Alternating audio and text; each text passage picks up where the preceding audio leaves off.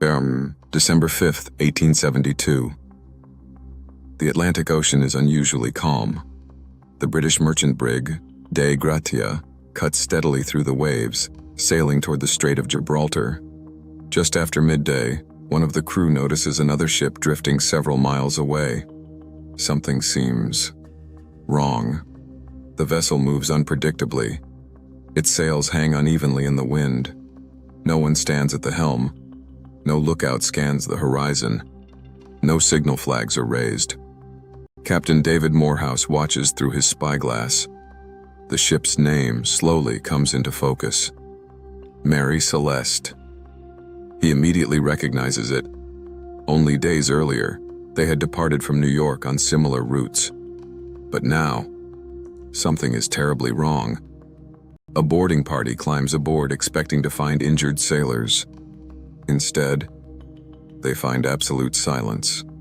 No captain, no crew, no passengers, no bodies. The galley still contains cooking utensils. Personal belongings remain untouched. Food and fresh water are plentiful. The valuable cargo is still safely secured below deck. The ship itself is remarkably seaworthy. Only two things are undeniably missing: the lifeboat and the ship's chronometer. 10 people had vanished, without leaving behind a single confirmed explanation. More than 150 years later, the mystery of the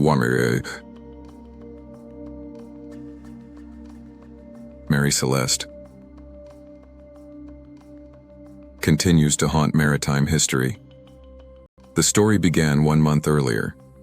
On November 7, 1872, the Mary Celeste departed New York Harbor. Commanding the vessel was 37-year-old Captain Benjamin Spooner Briggs. Briggs was no ordinary sea captain. He possessed an excellent reputation for discipline, honesty, and exceptional navigational skill. Friends described him as deeply religious, intelligent, and cautious. He rarely took unnecessary risks. This voyage was especially meaningful because he was not traveling alone. His wife, Sarah Briggs, joined him aboard. So did their 2-year-old daughter, Sophia. Their young son remained with relatives on land to attend school.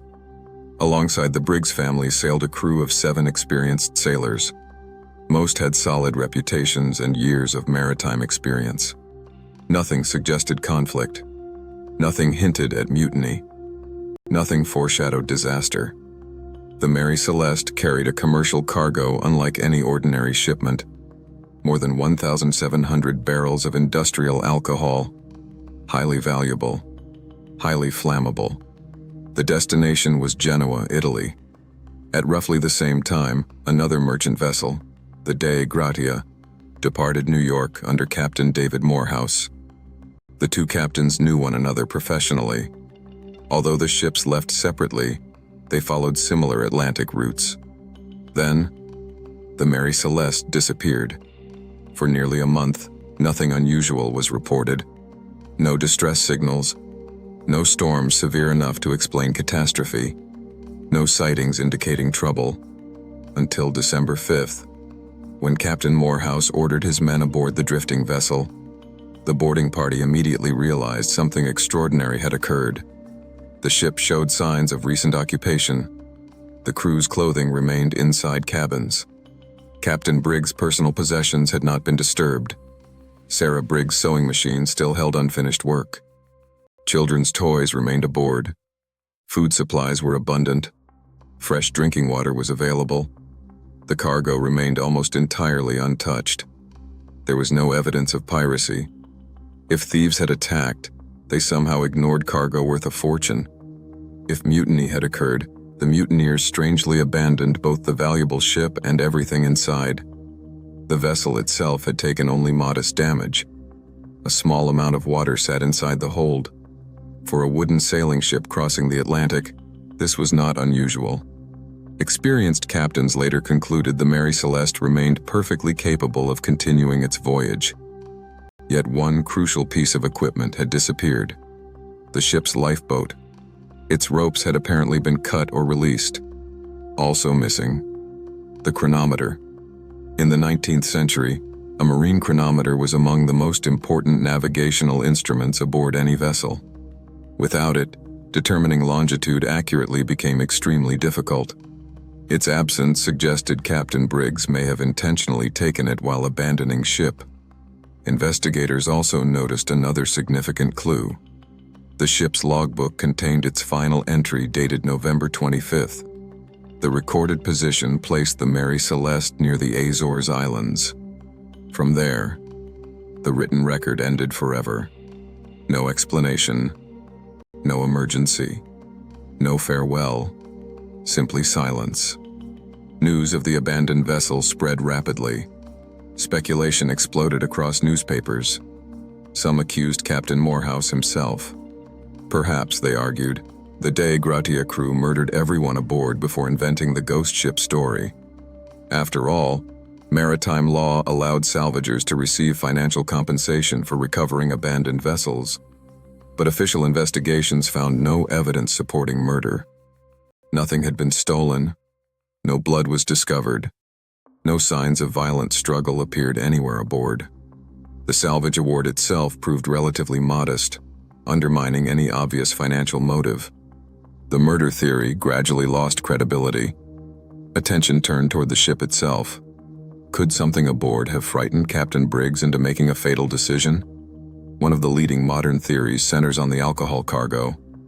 Although the barrels appeared intact, investigators later discovered that several were made from porous red oak rather than tighter white oak. Over time, alcohol vapors may have leaked into the cargo hold. Imagine standing below deck. The smell grows stronger. Invisible fumes accumulate. Then suddenly, a loud explosive blast echoes through the ship. Not necessarily a destructive explosion. Modern scientific experiments suggest alcohol vapor can ignite with tremendous force, yet leave surprisingly little visible fire damage if combustion is brief. Captain Briggs may have believed a catastrophic explosion was imminent. To protect his family and crew, he could have ordered everyone into the lifeboat temporarily while towing it behind the ship.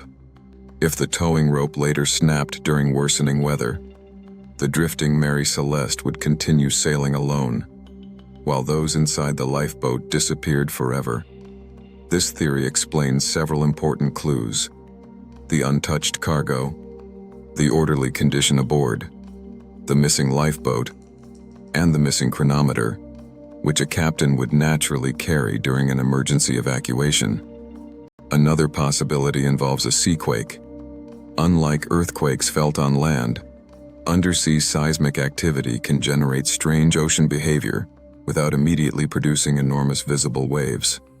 Some researchers suggest Captain Briggs may have experienced violent underwater shocks or unusual water movement. Without understanding the phenomenon, he may have feared the ship had suffered unseen structural damage or faced an approaching tsunami. Again, abandoning ship temporarily might have seemed safer than remaining aboard. There is, however, limited direct evidence that significant seismic activity occurred precisely where the Mary Celeste sailed during those days. The theory remains plausible, but unproven. A third explanation is more controversial. Some historians have suggested the possibility of poisoning caused by contaminated food supplies, particularly ergot fungus growing on stored grain or bread. Ergot poisoning has historically caused confusion, hallucinations, irrational fear, and impaired judgment. If multiple people experience severe neurological symptoms simultaneously, panic could have spread rapidly through the crew. Others broaden this idea beyond poisoning, proposing a form of collective psychological panic.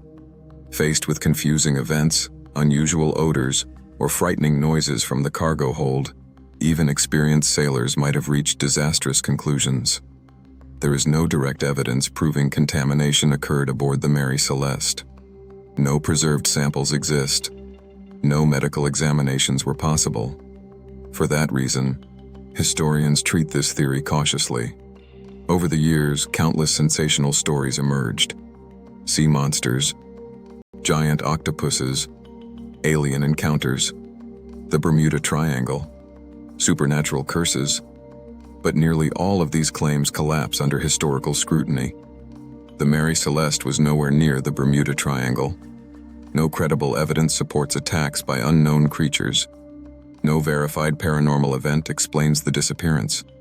The true mystery is compelling enough without mythology. Real investigators continue searching for answers grounded in evidence. Perhaps the most haunting aspect of the case is not what investigators found. It is what they didn't. No bodies floating nearby. No wrecked lifeboat washing ashore. No confirmed survivor. No final diary entry. No message in a bottle. Nothing. It is as though 10 human beings simply stepped out of history.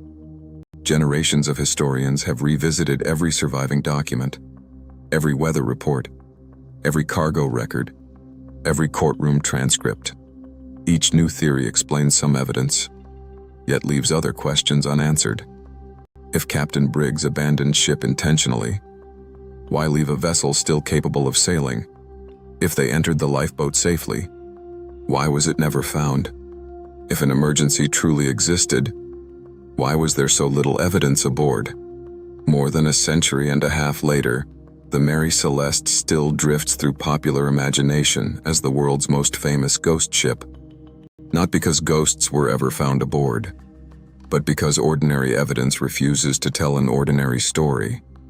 The Atlantic Ocean has swallowed countless ships. Storms erase footprints. Salt water destroys paper. Currents scatter wreckage across thousands of miles. Sometimes, the sea doesn't simply hide answers. It patiently dissolves them. Perhaps somewhere beneath those endless waves lies the final piece of the Mary Celeste puzzle. A forgotten lifeboat, a broken rope, or evidence that could finally explain what happened during those missing days of November 1872. Until then, the Atlantic keeps its silence.